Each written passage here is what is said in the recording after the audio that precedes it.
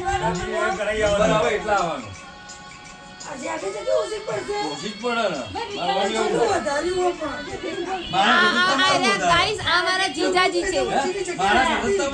જ્યારે મેરેજ કરવા આયા ને જાન લઈને એટલે અરે 50 કિલોના હતા અત્યારે મારી બેનના હાથના રોટલા ખાઈને 100 કિલોના થઈ ગયા છે 85 હા પણ ખબર નથી 80.85 હા ઓકે ડન અને પહેલા આમ સોકડા લાગતા હતા ને હવે પોળા પોળા લાગે છે અને મારી બેન જો આ સુકાઈ ગઈ છે સુકાઈ નહીં ગઈ બિચારી સુકાઈ ગઈ છે આ બનાવી અને આ મારા ભાભી અને આ મારો ભાઈ આ જો આમને બી આવતી હોય કે ભાભી ભાભી હેવી થઈ ગયા ભાઈ ઉકાઈ ગયો એટલે તકલીફ અમારા ઘરમાં એવી છે કે જે વહુ આવે કે જમાઈ આવે એ જાડા થાય અને અમે બિચારા બધા એવા ને એવા